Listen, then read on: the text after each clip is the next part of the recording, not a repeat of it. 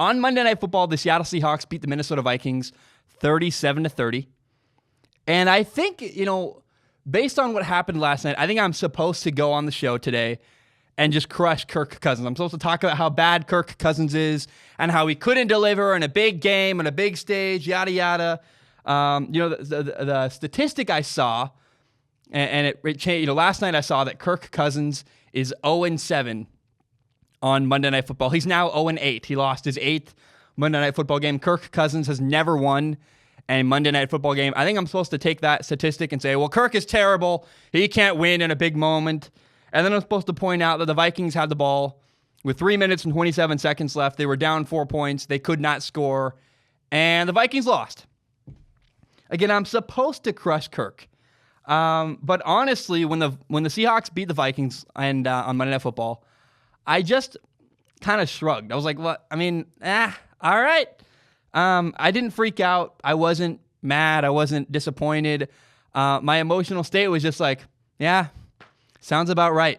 Kind of reminded me of when, this weekend Jim Harbaugh and the Michigan Wolverines lost to Ohio State 56-27, and I was kind of like, "Yeah, that's about right. That's not shocking to me. That's not surprising." I just kind of, what'd you expect from Kirk Cousins? What'd you expect from Michigan football? I mean, for context, last night, the Vikings left tackle Riley Reif went out with an injury. They also lost their running back. The Vikings lost their running back, Dalvin Cook. They had a top receiver, Adam Thielen, out with an injury. And so let me ask you a question. Is Kirk Cousins elite? No, not really. And would you expect Kirk Cousins to win a game missing 3 important starters on their offense, their left tackle, a top receiver, and their starting running back? Would you expect Kirk to be able to win that matchup against Russell Wilson, an MVP candidate, and the Seattle Seahawks, who are now 10-2? No. Would you expect? To me, Kirk Cousins is like, he's a B-level quarterback. He's probably the best B-level quarterback in the NFL. That's what he is. I don't know why we expect more from him. I don't expect more from him. It's just Kirk has limitations. He's not Russell Wilson. He's not Deshaun Watson. And, Kirk Cousins losing some key starters down in a game against a really good football team. I don't expect Kirk to win that game. That's where we are with Kirk Cousins. He's very good. He's not the best. He's limited. He's somewhere around of the second-tier quarterbacks or the B-level quarterbacks. He's maybe the best of the B-level quarterbacks. That's what Kirk is. And that's not disappointing or shocking. That's just fact, and that's honest. So, I think a lot of people are upset and disappointed, and we have the wrong quarterback. And yeah, maybe you don't have an elite quarterback, but I'm not surprised by the outcome. I just am not. Now, the real story to me last night for the Minnesota Vikings was that, their offensive coordinator, Kevin Stefanski, is phenomenal. And if you're a Vikings fan, you should be terrified that you're going to lose your offensive coordinator, Kevin Stefanski, to another football team to become a head coach. I mean, I look at the Browns right now. Just imagine Kevin Stefanski, who's brilliant at building an offense that uses the players he has and uses their best skills. He's great at putting his players in a position to succeed. Now, think about the Browns. They have Baker Mayfield, Odell Beckham Jr., Jarvis Landry, Kareem Hunt, David Njoku, Nick Chubb. I mean, oh my gosh, just imagine. Send Kevin Stefanski over to the Browns. What could he do? There's a team in Cleveland begging to have the right coach. And there's a coach in Minnesota who's doing so well with the pieces he has in Minnesota. I just look at that and go, man, if I'm the Vikings, I am horrified and scared you're going to lose your offensive coordinator again. How many times? This is Kirk Cousins' whole career.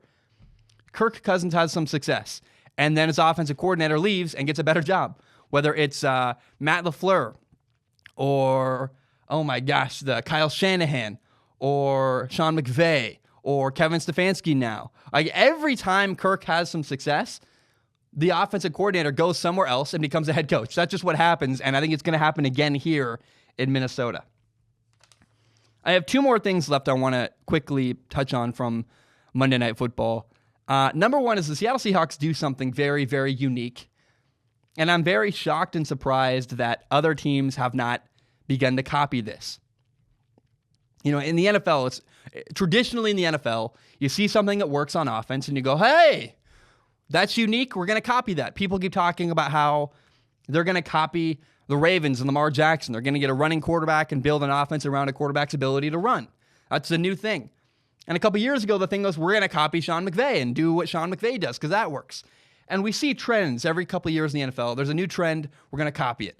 I don't understand why nobody has tried copying what the Seattle Seahawks do. They've done this thing for a couple of years where they use an extra offensive lineman. Very, very frequently, most teams in the NFL use 5 offensive linemen.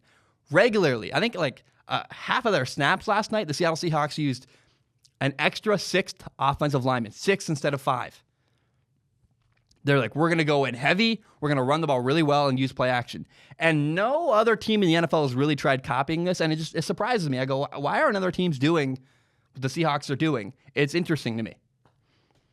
Now, here, that's just food for thought. I want to put that on your mind, that the Seattle Seahawks do something unique. Nobody copies them. There's no real point to go with there. I just wanted to put that out there. Oh, hey, there's an interesting thing going on in Seattle that nobody copies.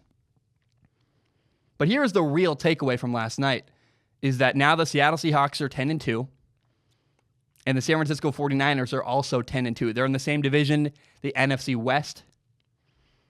And I look ahead at the final 4 games coming up in the year for the 49ers and for the Seahawks, and they are on a collision course Week 17. Week 17, the two teams play each other, and I think they could have the same record. The 49ers coming up play at New Orleans against the Saints. Then they play the Falcons, they play the Rams, and then Week 17, they go to Seattle to play the Seahawks. How about the Seahawks? Their next couple games, they play at LA against the Rams. They play at the Panthers. They play the Cardinals at home, and then the 49ers at home. And you tell me, I think the 49ers are going to go, they're going to win 2 and lose 1 of their next 3 games. They're probably going to lose to the Saints on the road. And I'm not confident the Seahawks can win the next 3 games in a row. They're not going to beat, at Los Angeles, at Carolina, and then against the Cardinals. One of those teams is going to beat Seattle. That's how Seattle works. They always struggle because they play the Rams and the Cardinals every year twice. They're in the same division. No matter who it is, who's coaching, no matter who the players are, the Seahawks always have trouble with the Arizona Cardinals. They always have trouble with the LA Rams because they're in the same division. They play each other regularly. These are 2 franchises that know each other incredibly well. So I think it's very, very likely that going into Week 17, you're going to have the Seahawks and the 49ers both sitting at 12-3, 12 wins, 3 losses, winner takes all. And I am very fascinated how things are going to shake out in that division. Who's going to win? Because it's a big swing.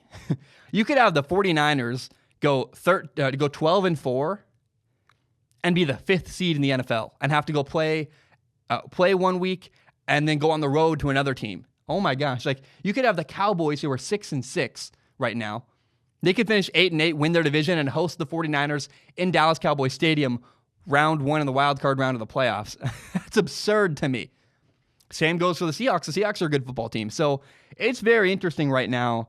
The NFC West is a storyline to follow, and especially Week 17, I really believe that the 49ers and the Seahawks are on a collision course where they're going to have the same record going into that game. They're both going to be 12-3, and winner's going to take all in that division Week 17. It's going to be awesome. I recommend pay attention to the NFC West.